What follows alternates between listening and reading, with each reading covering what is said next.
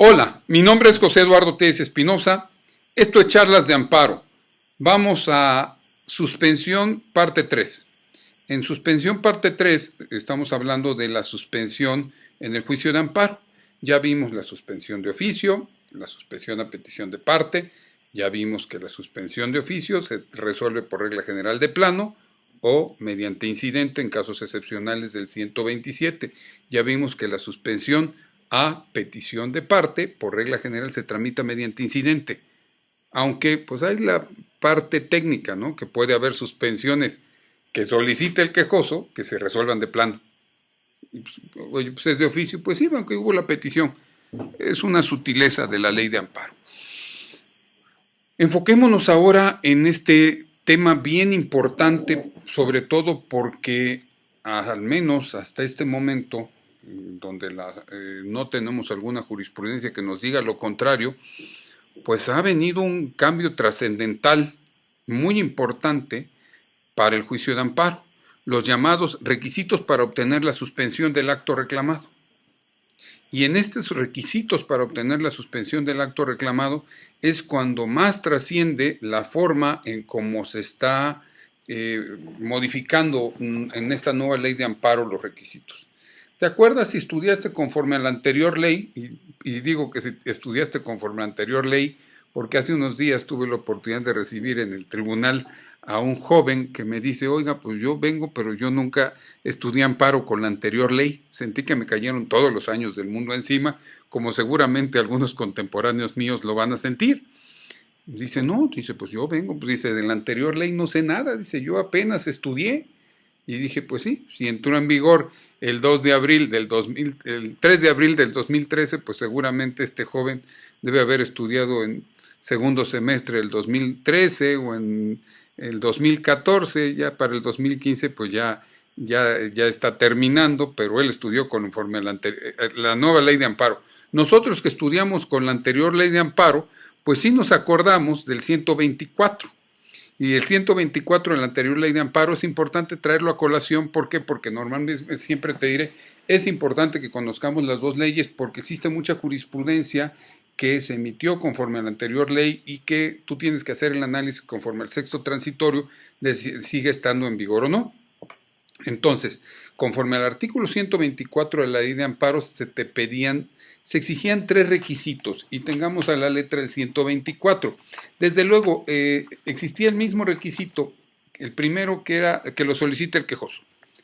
El artículo 124 de la anterior ley de amparo, y es importante hacer esta concatenación para saber que ahora en principio, aunque algunos teníamos dudas al inicio, en principio se piden menos requisitos para la suspensión.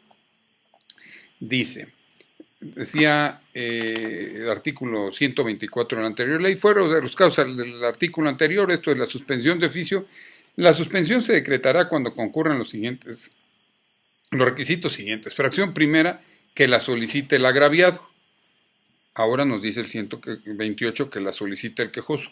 Fracción segunda, que no se siga a perjuicio del interés social ni se contravengan disposiciones de orden público.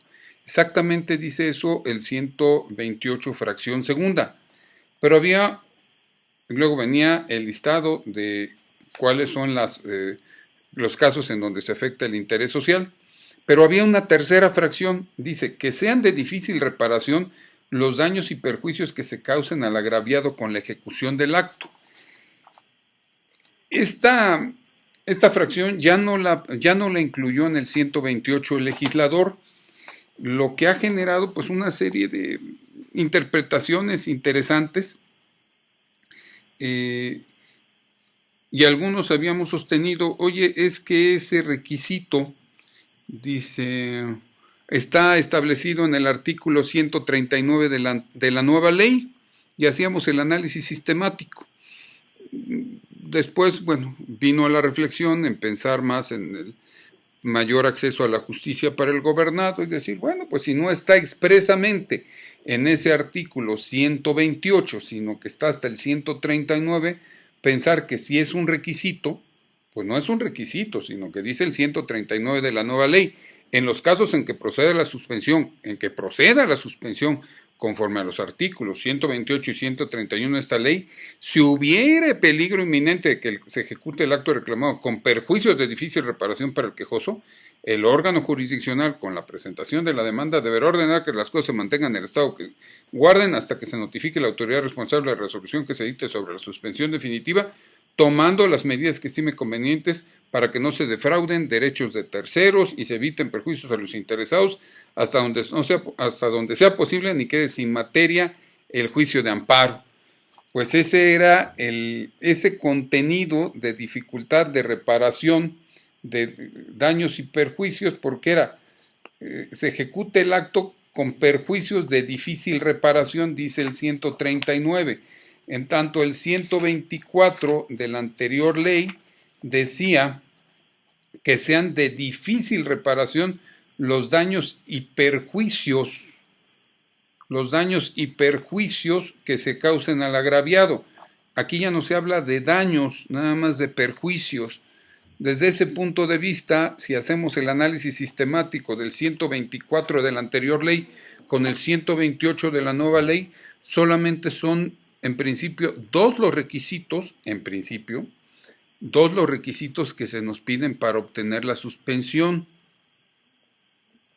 ¿Por qué es importante o en qué tiene trascendencia este tipo de análisis?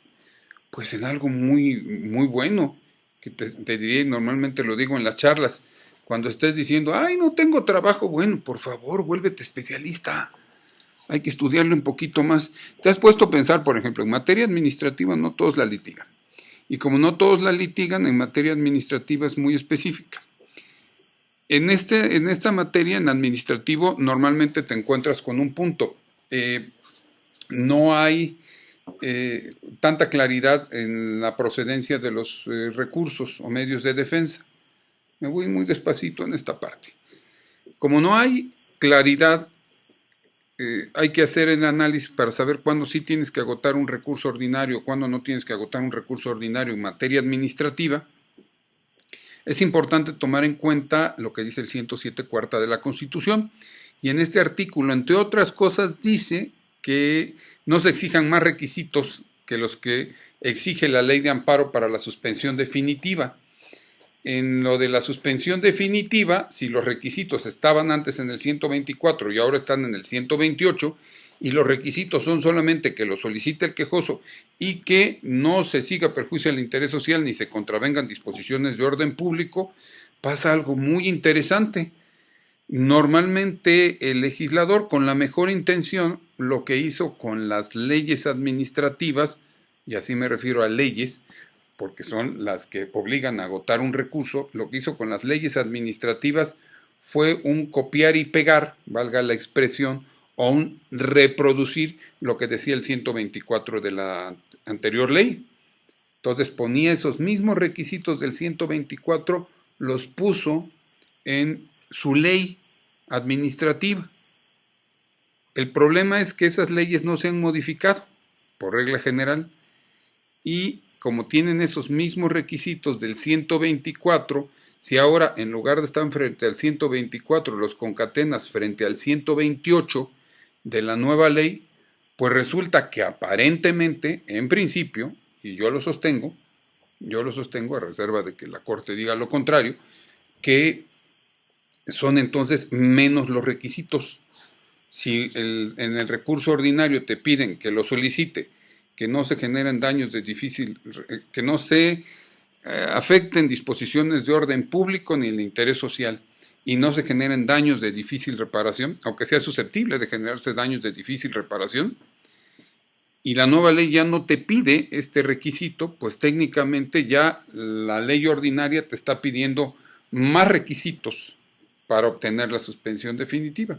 Como ves, es un análisis interesante de cómo ir salvaguardando el acceso a la justicia. Ya, si te quieres ir al recurso ordinario, ve, pero no es obligatorio. Al menos en principio esto se desprende de este análisis concatenado que se hace del 128 de la nueva ley. En este 128 de la nueva ley, entonces, es donde se encuentran los requisitos para obtener la suspensión. Hay quienes dicen, oigan, no, es que hay más requisitos, está la fianza, está la garantía. Sí, pero esos no son requisitos de procedencia de la suspensión, sino se les llama requisitos de efectividad de la suspensión. No es para obtener, es para que siga surtiendo efectos. Centrémonos a estos requisitos de procedencia de la suspensión.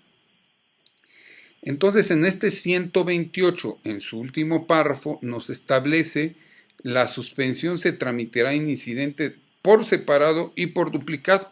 En este pequeño párrafito, amigos estudiosos del derecho, es donde encontramos por qué los incidentes se tramitan por duplicado. Y te preguntarás, oye, ¿y por qué 2? ¿Por qué no 3? ¿Por qué no 4? ¿Por qué no 1? Ah, mira, se tramita por duplicado porque cuando se interpone el recurso en contra de la suspensión definitiva, que es vamos a hablar de ella, la interlocutoria que se dicta en este incidente de suspensión, se envía uno de estos tantos, se envía el original al tribunal colegiado y sigue actuando el juez de amparo en el incidente de suspensión en su duplicado. En cambio, en las quejas, pues la regla general es que se hagan mediante la integración de constancias. Ese trámite lo veremos en su momento en recursos, aunque en la práctica, pues bueno, de repente envían el incidente, si el juzgador así lo considera, pero no es lo que establece la ley, sino la ley lo que establece es que se envíen constancias, copia certificada. Pero por esa razón es que podemos ir cerrando este tema diciéndote, los incidentes de suspensión se tramitan por duplicado. ¿Cuándo? Por regla general, cuando hay una petición de parte. Por regla general, porque si viste el video anterior o escuchaste el audio anterior, también ahí te dije que ya en la actualidad hay incidentes de suspensión que se tramitan sin petición de parte, se hacen la apertura de oficio cuando está de por medio una extradición o cuando está de por medio lo que son esta afectación de actos que si se ejecutaran físicamente sería imposible restituir al quejoso en el goce y disfrute de la garantía individual, corrijo, de la garantía violada. Dice incluso el artículo, restituir al quejoso en el goce del derecho reclamado. Esta gran discusión que existe a raíz de la reforma constitucional, a raíz de que ya si son garantías, si son derechos, bueno, pues en mi opinión hay garantías y hay derechos y coinciden, ¿no? Lo que pues hemos suprimido es el término individuales, perdón si de repente por inercia seguimos diciendo individuales, porque pues lo dijimos durante muchos años. Y así es como se va tramitando el incidente de suspensión. Vale la pena ir cerrando el día de hoy con lo siguiente. El incidente de suspensión se ordena su apertura en el auto admisorio de la demanda. O sea, tú presentas una demanda de amparo. Vas con tu demanda de amparo ante un juez de amparo, un juez de distrito, regla general, y si no hay una causa manifiesta indudable de improcedencia, si no te hicieron un acuerdo preventivo, y este ya se admite, entonces se admite. Y en ese auto admisorio, que es el primer auto que se dicta en el expediente principal, ahí se ordena aperturar el incidente de suspensión. En los casos, insisto, que por regla general se tramitan a petición de parte, siempre y cuando no se traten de aquellos actos del artículo 126 de la Ley de Amparo, en cuyo caso pues tendría que ser mediante un decretarlos de plano. Entonces, cuando se apertura el incidente de suspensión, en este incidente de suspensión, en el primer acuerdo se dicta lo que es la suspensión provisional, se le señala fecha y hora para la audiencia incidental, se le pide el informe previo a la autoridad responsable, quien debe de manifestar si es cierto o no es cierto el acto y demás. Pero eso, entre todas esas determinaciones se pondera por el juez de distrito si procede conceder la suspensión, y para proceder a ponderar si debe de concederse la suspensión, es muy importante tomar en cuenta si se satisfacen los requisitos del 124. En estos requisitos del 124, la técnica nos ha dicho por regla general, y nos vamos de inmediato al artículo 129 a pensar en cuándo se afecta el interés social. Pero yo quiero llamar tu atención primero y eso me lo enseñó un compañero de trabajo, en la fracción primera del 128, que lo solicita el quejoso. El hecho de que lo solicite el quejoso no basta para tenerlo como requisito, sino es muy importante que quede acreditado lo que se llama el interés presuntivo para la suspensión, del que vamos a hablar en el siguiente video, al igual de los casos en que se afecta el interés social y el orden público. Pero mientras eso sucede, te invito a que sigas estudiando, te invito a que sigas viendo charlas de amparo. La intención de verdad es, creo que pues somos estudiosos del derecho, eso es a lo que yo me dedico, y juntos podemos mejorar entre todos. Aprendemos, entre todos enseñamos. En tanto eso sucede, mi nombre es José Eduardo Díaz Espinosa. Esto es Charlas de Amparo.